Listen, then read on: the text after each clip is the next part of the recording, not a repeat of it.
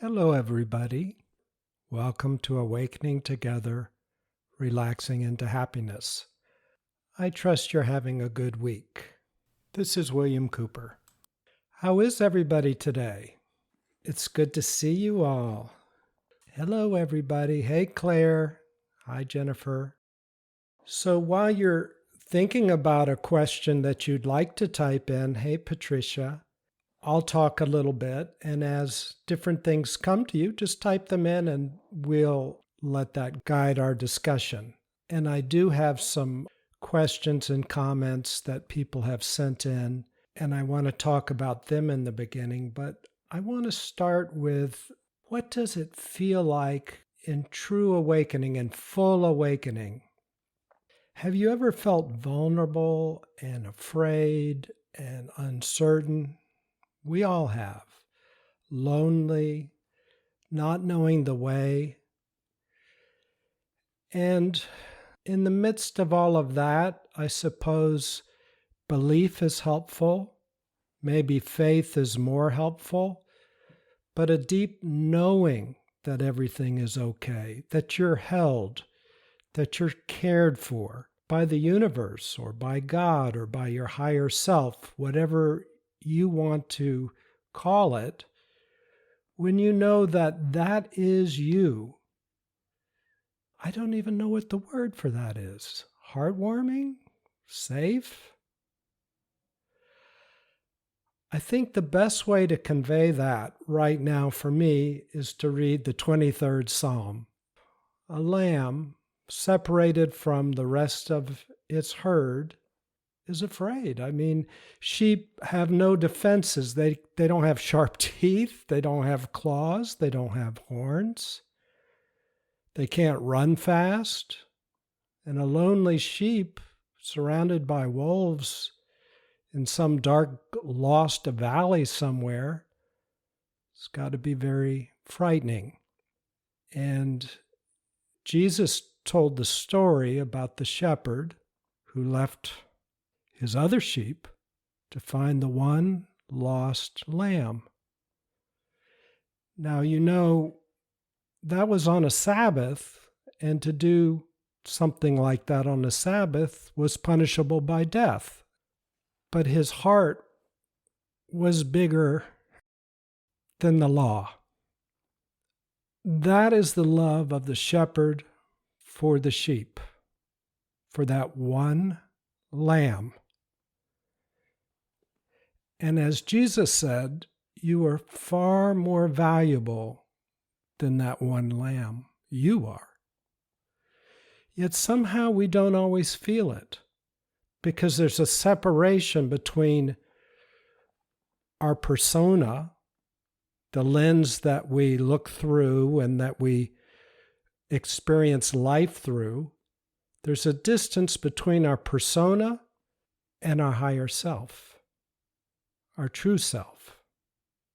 That higher self loves you and is holding you and is guiding your life so perfectly. But we often don't feel that love. We don't experience it because we don't take it in. We feel separate. We're at a great distance from our true self. In awakening, that distance closes, and you become one with your true self. So from that perspective, from the perspective of a lamb who knows what it's like to be loved and cared for and guided and protected and sometimes even found and rescued by her shepherd. We read the 23rd Psalm. Receive your higher self through the words of the 23rd Psalm. The Lord is my shepherd.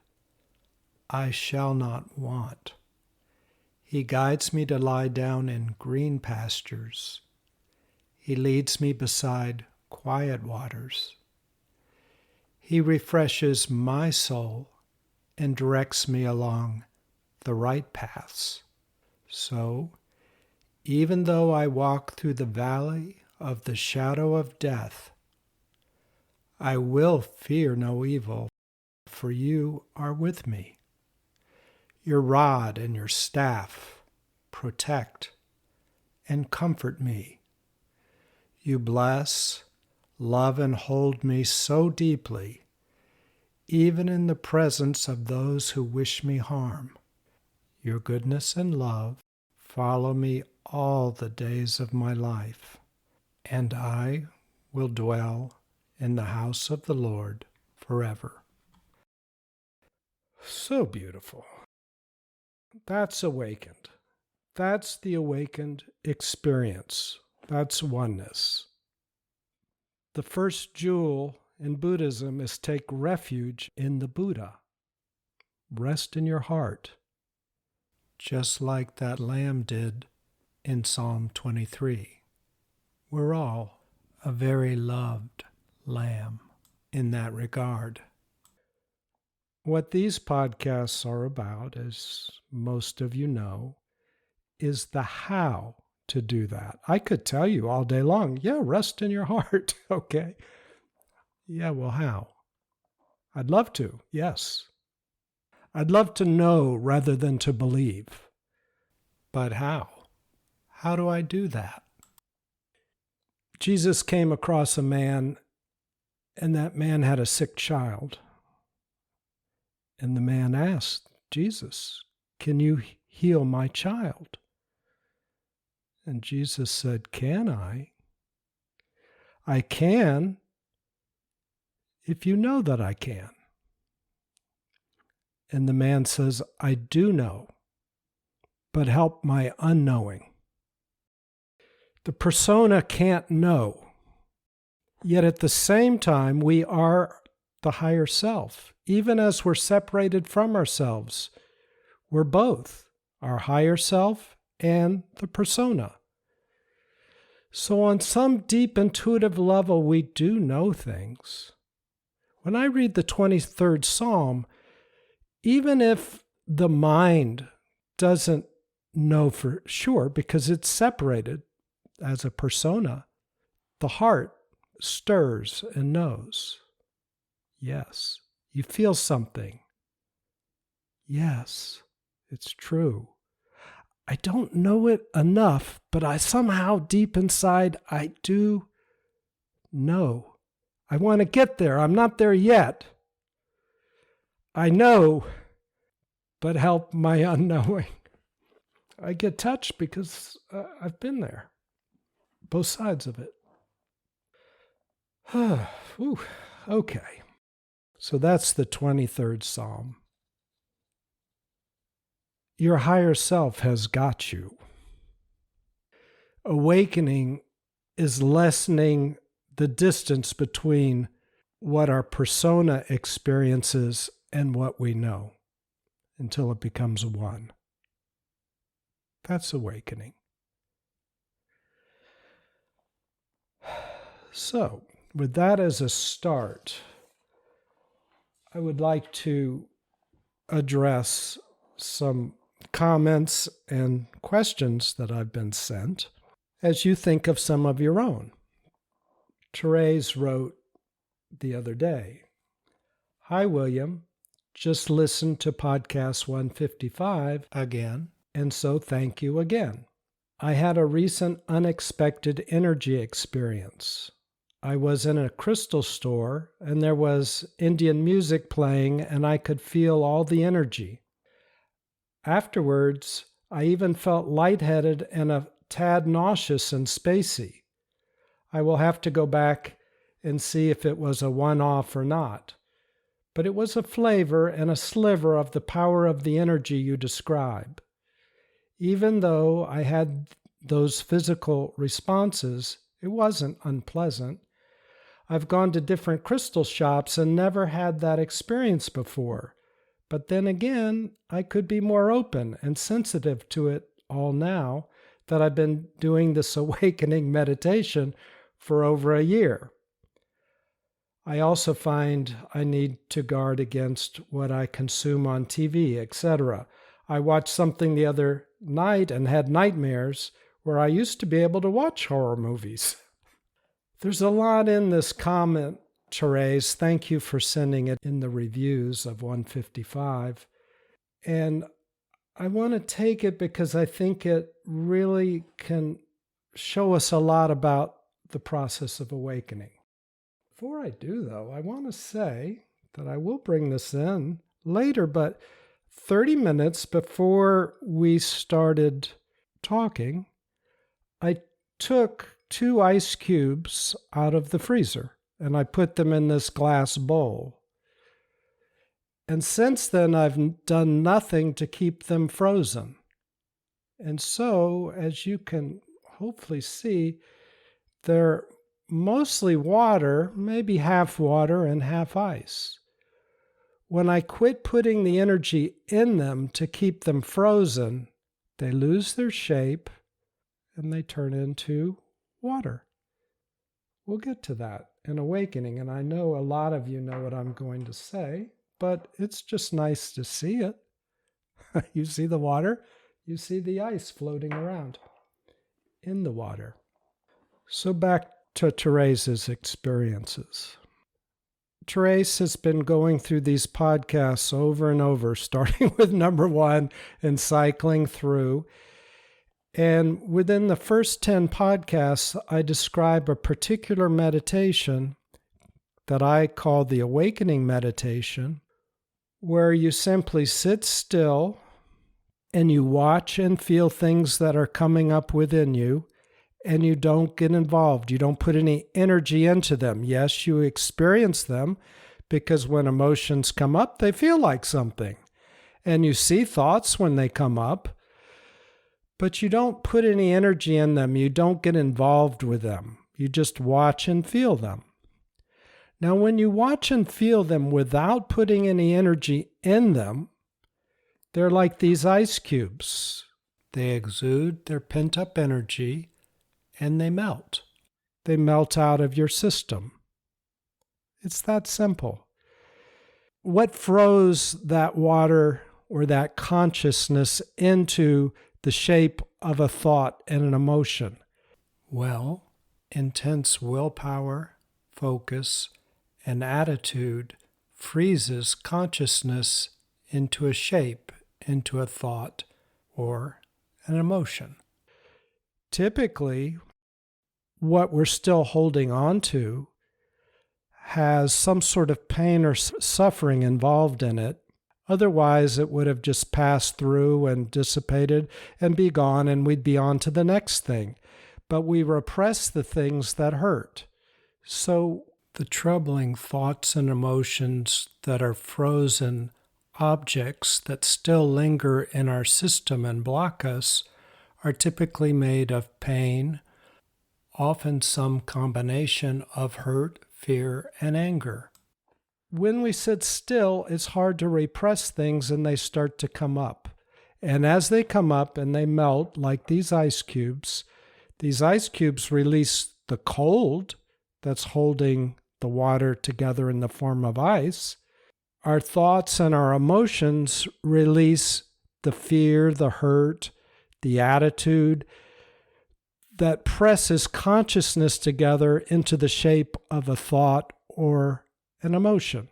And as it releases, unlike ice releasing cold, it instead releases hurt, fear, and anger. So it hurts to sit there and watch it.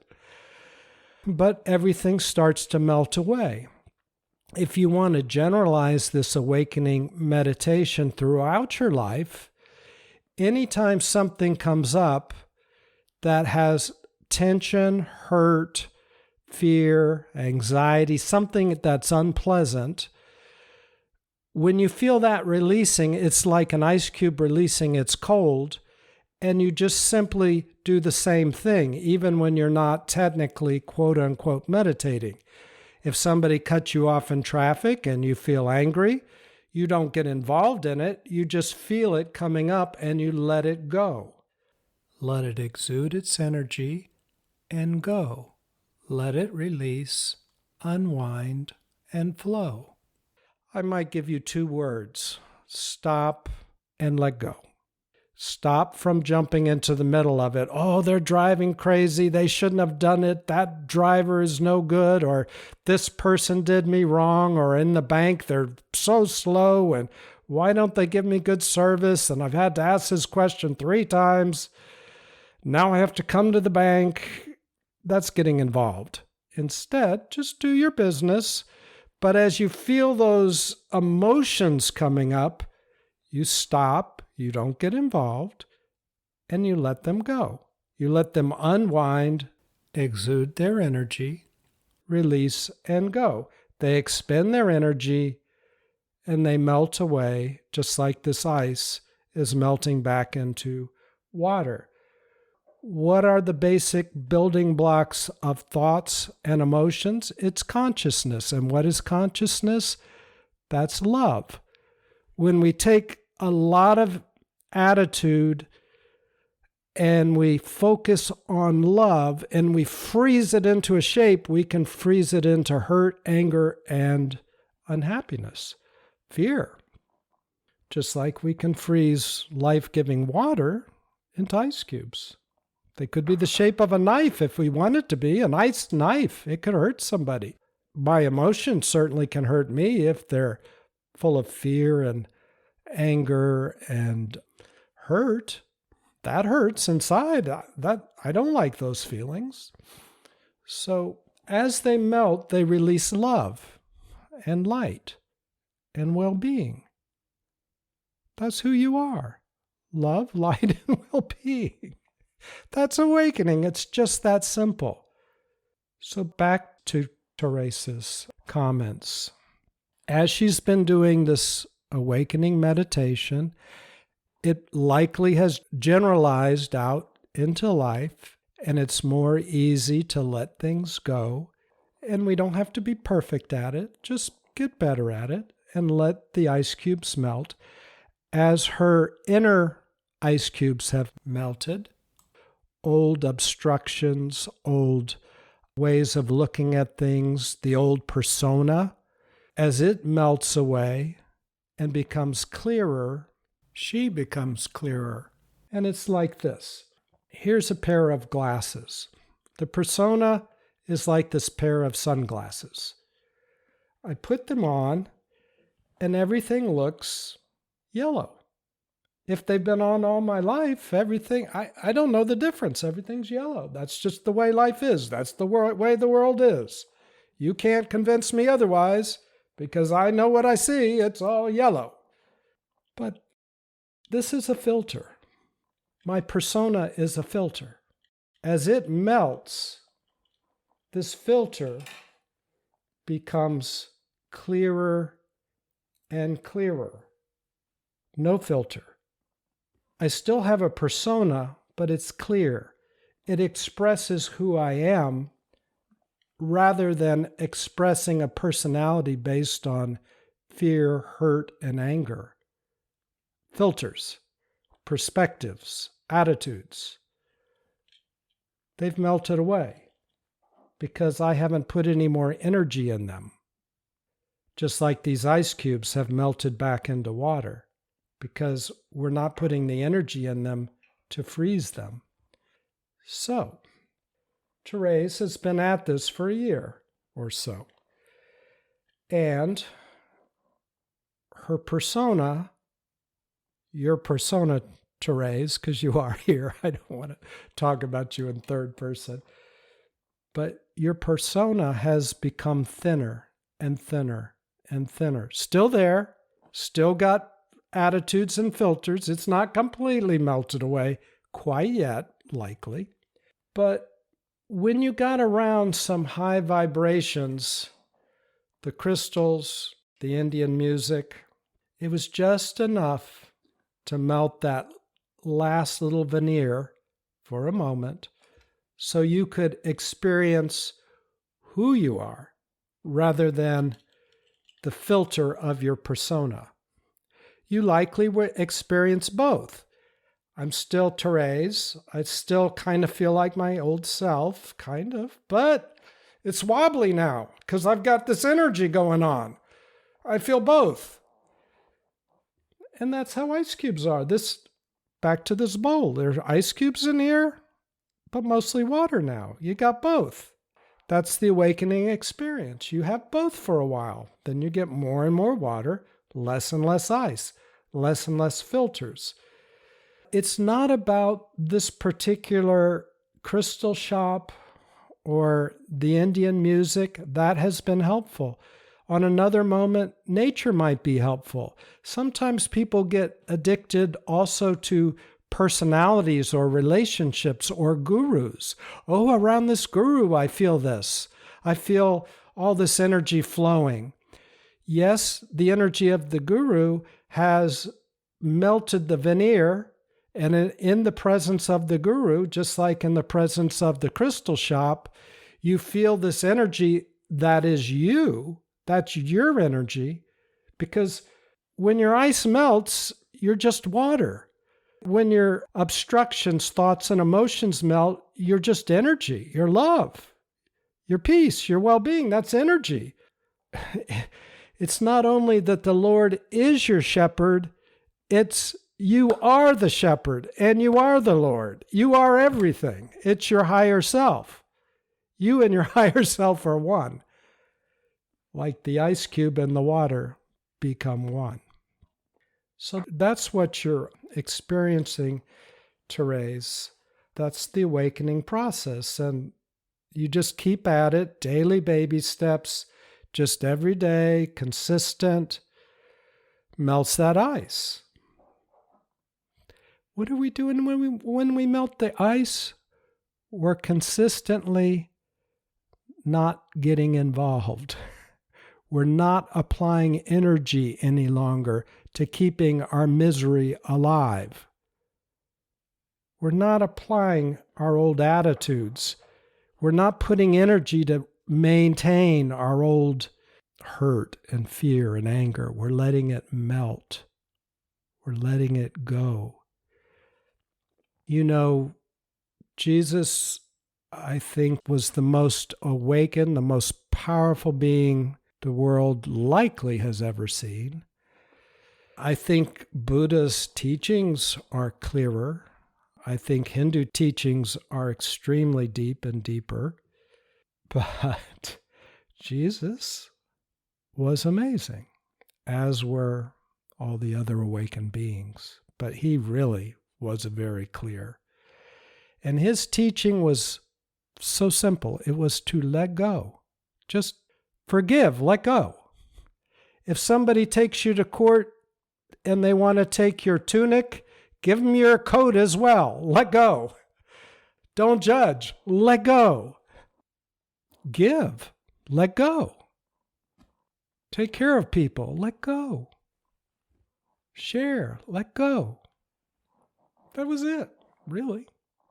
Forgive them, for they know not what they do, even though they're torturing and killing you. Let go. Let go. Be who you are. Your love. Flow with love. Let go of what you're not and be who you are. The Father and I are one. God is love.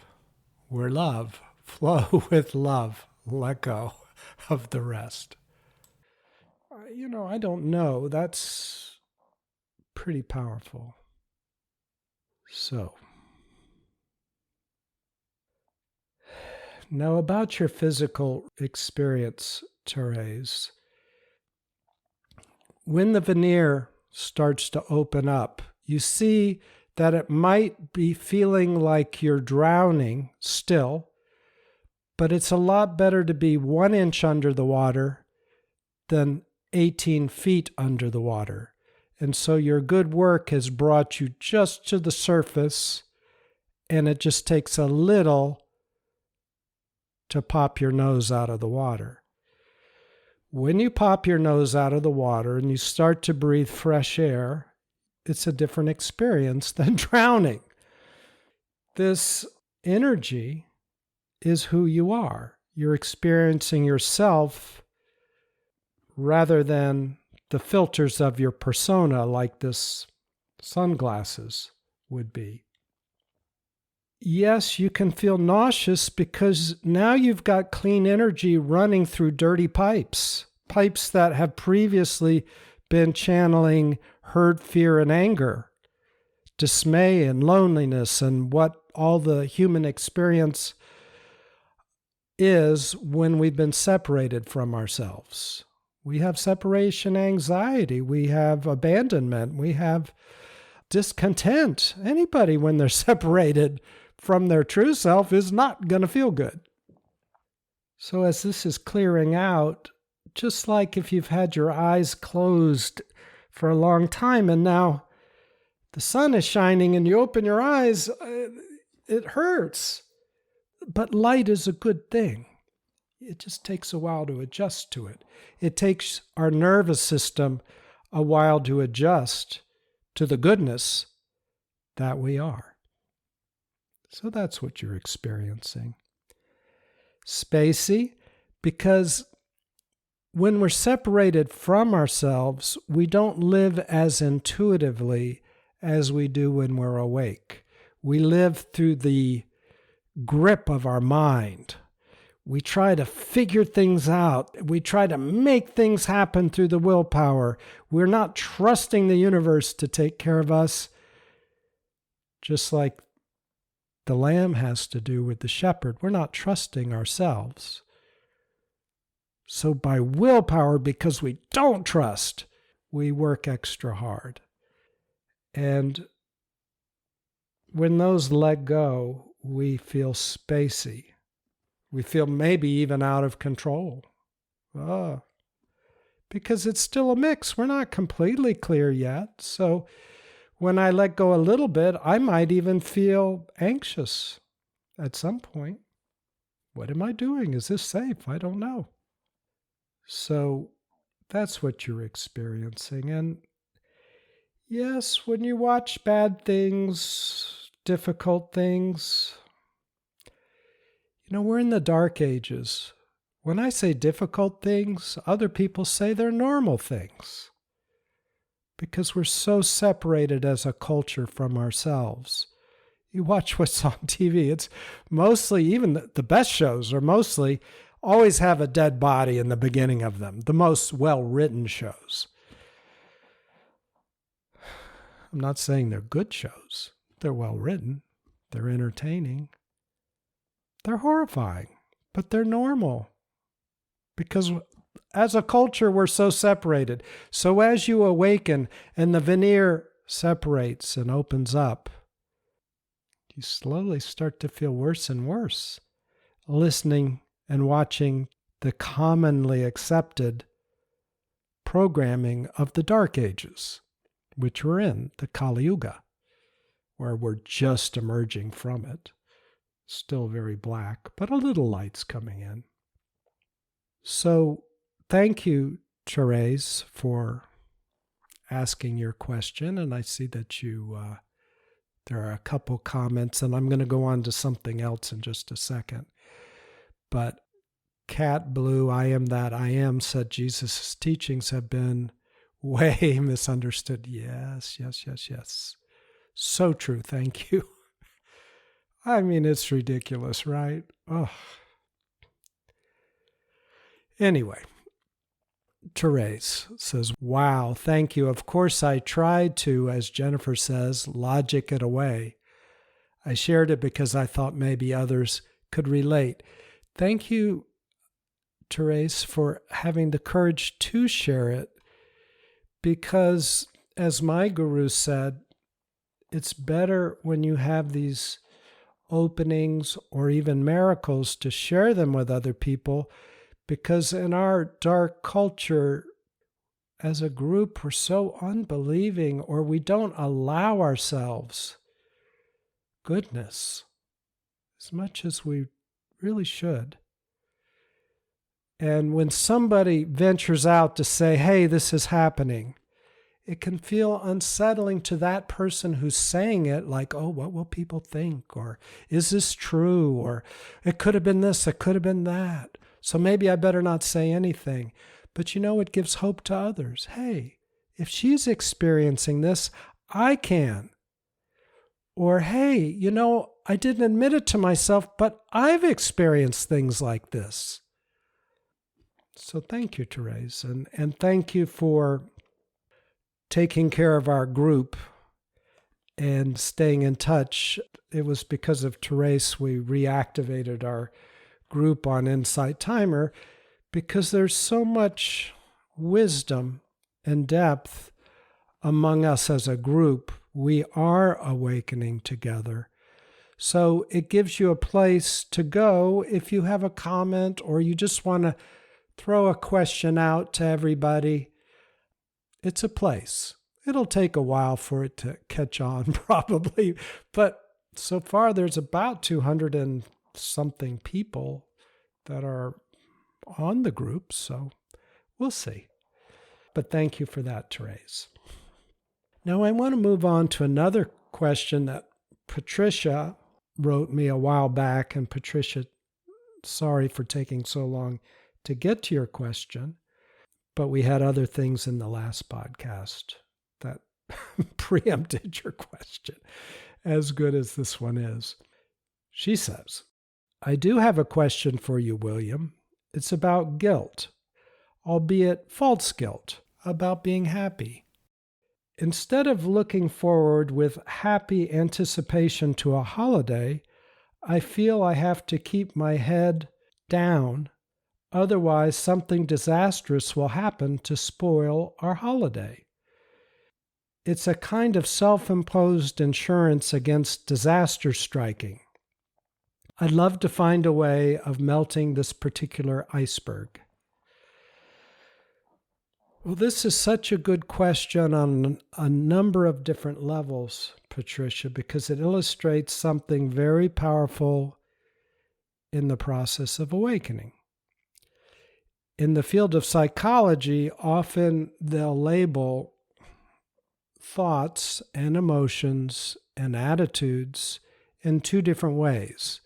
There are explicit thoughts and emotions, and there are implicit thoughts and emotions. Thoughts, emotions, and attitudes that you know about, that you're very familiar with, that you're working with, you can see them clearly. We call those explicit thoughts, emotions, or attitudes. But those that are embedded very deeply in our persona, those we would call implicit thoughts, emotions, attitudes, habits. They're implicit. We kind of see them, but maybe we don't so much. They're often outside of our awareness. We just don't notice them. They come to the surface, maybe, at times, like in a holiday, or they're so automatic we don't really see them. They're like wearing these sunglasses. We don't realize we have them on. For instance, you might wake up feeling worried every day and you just think that's how it is, that you have good reason to worry. You should be worried, maybe. Maybe you think that. Or a person could wake up feeling hurt or feeling pressured. Oh, I've got to work really hard today. I'm behind. I've got to get to work early. I've got to rush today. When these are everyday thoughts and emotions, when they're habitual, these are implicit aspects of our personality, perhaps. And maybe we don't see them, or maybe we think there's a good reason for them to be there, but there's not. They're no different than our explicit thoughts, actions, or habits. Yes, with all of them, at times they do serve a purpose. Maybe I am behind. Maybe there are things I have to do. But when they become automatic, a way of looking at life pretty much always, the way that I structure and create my world, then they're implicit. How do you melt them? Well, you stop, let them exude their energy, and go. You don't get involved with them. I wake up worried. Okay, I don't add to it. I don't stick it back in the freezer. When I put energy into consciousness, even consciousness that's already frozen into the shape of an ice cube, and here I'm showing the glass bowl and the ice cubes and the water, and now it's just all water. I think I'll just drink it. Life-giving water. Consciousness is love. It is peace. It is well-being. It's your being. Those are the qualities of your being.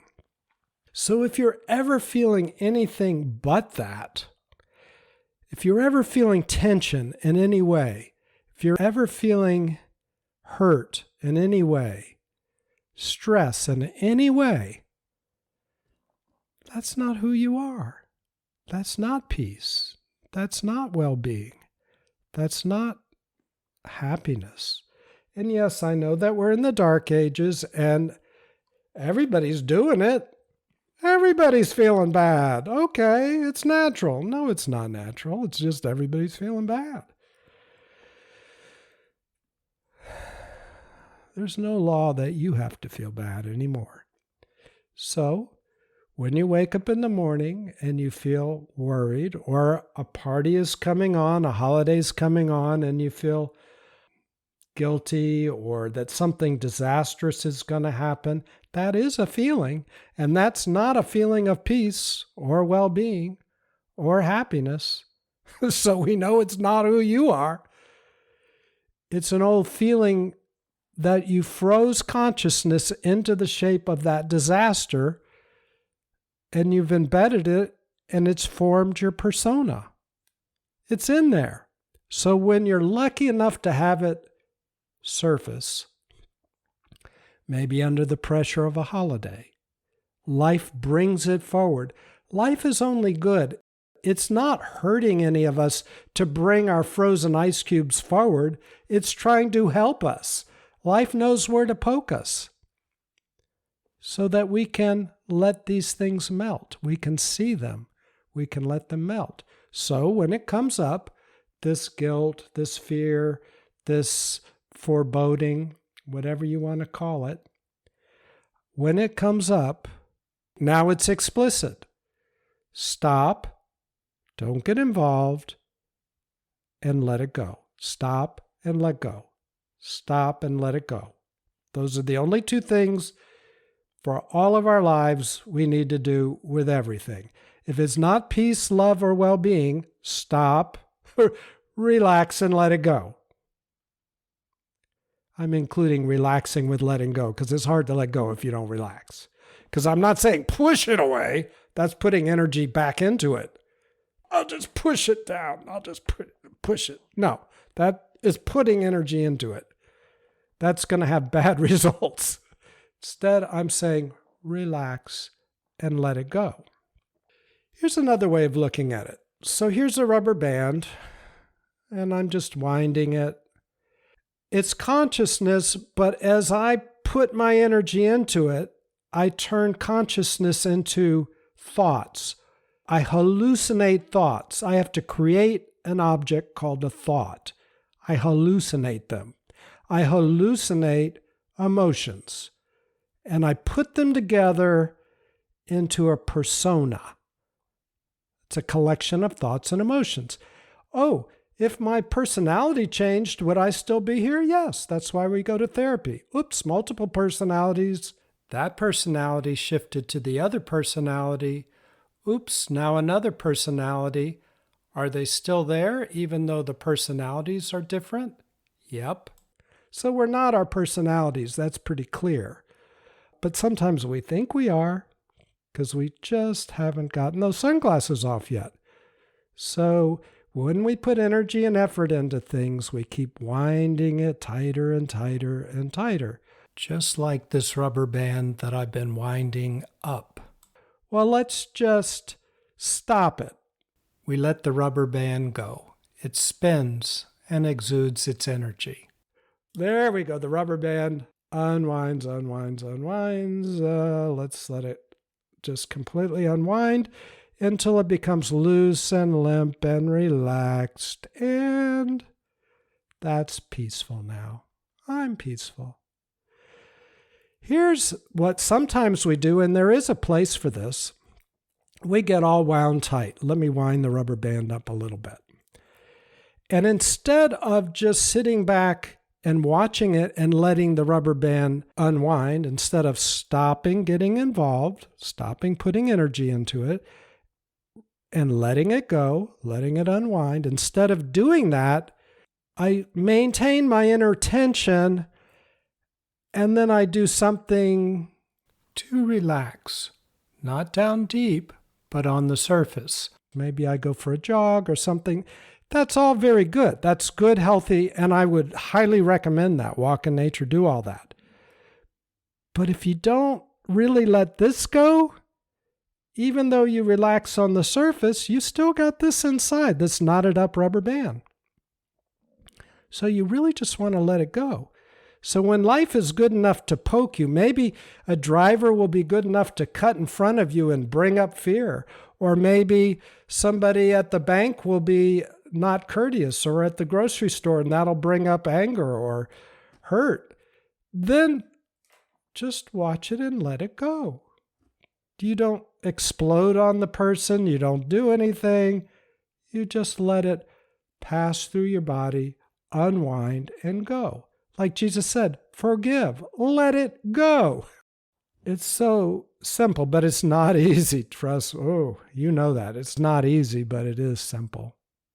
It's not easy, but it's simple. Okay. So, on these implicit thoughts, emotions, attitudes, habits, Patricia, that's how you melt them. When they come up, just watch and feel them like you do everything else. You don't have to be sitting still in meditation. Just as it comes up, don't get involved with them. They'll rumble through your body. They'll feel terrible. You might go a little crazy. Don't take it out on other people. Just let it unwind, let it unwind, let it unwind, and it will. Now, if any of you go too crazy, then stop. Just do this in bite-sized chunks. I talk about baby steps. You don't want to overwhelm your nervous system. And there are many ways to let a knot unwind. Sometimes exercise is the thing to do. Sometimes yoga is the thing to do. Sometimes seeing a psychotherapist is the thing to do. Sometimes talking to a friend. Sometimes there are so many different things. Lying in a float tank, doing something. Sometimes that's what you need now. You trust your heart. You trust your heart to tell you what you need. That's your higher self. The Lord is my shepherd. You trust your shepherd. You trust your higher self to do, maybe it's journaling. Maybe it's helping people. And then you go on to the next thing and the next thing. One thing that's helped Therese and others is that they've cycled through these podcasts over and over and over, starting at number 1 and working their way forward. Because as you go around every loop, you're a little bit different because ice cubes have melted out. And now you hear things you didn't hear the first time around. And these podcasts are designed to be step by step how to let those ice cubes melt. How? Are there other ways that aren't in these podcasts? Yes. If you have another way that works better, do that. But this is a start. This works. Use whatever else along with it that does work for you. Jennifer says, very relatable feeling. I totally understand the guilt, fear, etc., especially around the holidays. Thanks for bringing this up. I'm working on this too. Yeah, we're all in this together. Life brings up what's hidden, and that's the blessing of it. In my opinion, the purpose of life is to slow down so that we can see those things that have been embedded in us that we couldn't get our hands on to let go of, so that we can let go of them now and become one with our higher self. The higher self and I are one. That's what Jesus said. The Father and I are one. That was his culture. Those were his words back then. We can use whatever words we want. Cat Blue says, in this existence, everything happens for us, not to us. Yes, so true. Thank you. Absolutely true. Patricia, yes, it's a feeling of foreboding. Thank you, William, for explanation. I'll work on it. Thank you, Jennifer, for your comments. Yeah, it's a sense of foreboding. That's not your natural self. That is not a quality of your being. That is a feeling called foreboding. It's optional. It's optional. Now, I don't mean we're running around just laughing, thinking this is the greatest thing. No, it's suffering. But at some time in our life, it made sense to do that. And so we froze consciousness into foreboding. And now that frozen object that we probably froze decades and decades and decades ago, life has pushed it up and it's still frozen. It's still an ice cube. It's in the shape of foreboding, but now we can see it and feel it in a practical way. And the very fact that you're asking about it means that it's melting and it's ready to completely melt away. This one is also from Patricia, and she addressed it earlier today, I think it was, on the Insight Timer group, and she says, hello, everyone. Love to all. After revisiting William's podcast number 16, where he mentions Yogananda's 39 energization exercises, I decided to try them out. They are so simple to do and can be done outside, as they are all done standing up. I decided to try them on my morning walk and have been doing so for the last couple of weeks. They are perfect for anyone who experiences bodily tension. I can highly recommend them. Most effective. Thank you, William, for introducing us to Yogananda. So this morning I set off for my walk, which is pleasant and takes me through the sheep fields. I stop at a shining metal 5-bar gate, and here I do some exercises, pretty much like a ballet dancer would do at the bar. The sheep were all gathered round the gate this morning, some cropping and munching, others sitting down and munching. One sheep in particular was sitting down and facing me. I had a little chat with her and told her that I would be waving my arms and legs about, but not to be afraid. I wasn't shooing her away. She gazed at me with a bored expression and carried on munching. So I started with the first of the 39 exercises. After 5 to 10 minutes of this, Mrs. Sheep rolled over on her back and started to wave her legs about in the air, as though she was riding an invisible bicycle. After a minute or so, she rolled back and continued munching and gazing. I'm sure any shepherd would say that sheep do this all the time, but I prefer to believe that she was trying out a bit of Yogananda. Thank you. You know, Patricia, Jennifer and I were doing some meditative breathing a couple months ago, and one of our cats, Parrish, we looked down, and he was breathing. He changed his breathing altogether, and he was breathing in rhythm with us.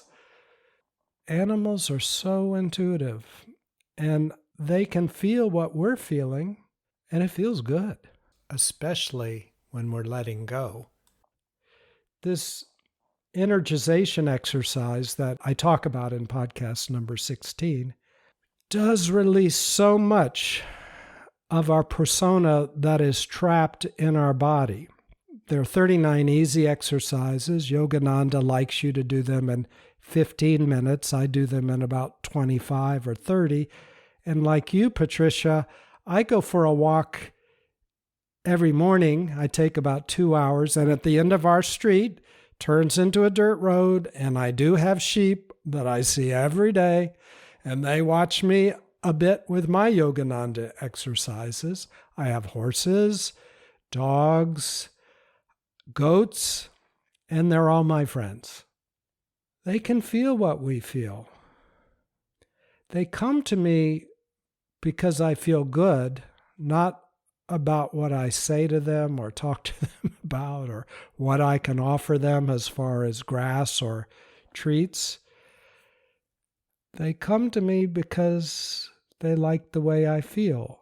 And I feel good, partly, because I do these Yogananda exercises. Do I have to do these reenergization exercises to feel good? No. But they sure do help when you have a lifetime of creating tension, implicit tension, that you don't even see that's in your body. We're not tension. We're flowing. As we get used to living life and we flow. If something is tight, stop and let it go. Flow. That's the whole process of awakening. That is the deepest spiritual practice you can have. Stop, let go. Let it flow. Just relax. Let it flow. If all you do is just let everything flow, everything inside of you will melt and unwind, release, and all that will be left is who you truly are: love, peace, and well-being. Consciousness, not frozen consciousness, just free-flowing consciousness. Love. So your persona will go from these dark sunglasses, all that filter will be melted out, and now you'll be looking clearly, nothing in front of your eyes, and then perfectly clearly. I mean, absolutely nothing. I'm sticking my finger through these. There are no lenses in here. It's just clear. That's who we are. We'll always have a persona. Sometimes people ask, oh, what happens if I awaken? Do I lose my personality? Do I lose myself? No. All you lose is your troubles. You are your true self that you are right now. Even with your troubles, your true self is there. That's the part of you that's aspiring to let go of the troubles. The part of you that peeks through and says, hey, I want to let go of my troubles. That remains, and the troubles go. That's awakening. And as that happens, who does it turn out that this self is that remains? That's your higher self. That's the self that's got you. It's orchestrating everything. It's all powerful. Kat Palou says, such a fantastic read at 14 years old, followed by Lessons, Autobiography of a Yogi by Paramahansa Yogananda. Yes, that is an incredible book. I agree. It's one of my favorites. Patricia says, I like that about your cat, who was breathing with Jennifer and I. When my daughter meditates, she lies on the floor and her cat lies on her chest. Yes. Our cat does that too, both of them. Animals, they know what it's like. They can feel us way better than we can feel them sometimes. Talk about a shepherd. Wouldn't you do anything for your animal or for your child? You are the good shepherd to them. You can see your higher self through what you do with them. And that's even somebody that's maybe still got some filters. Yet even so,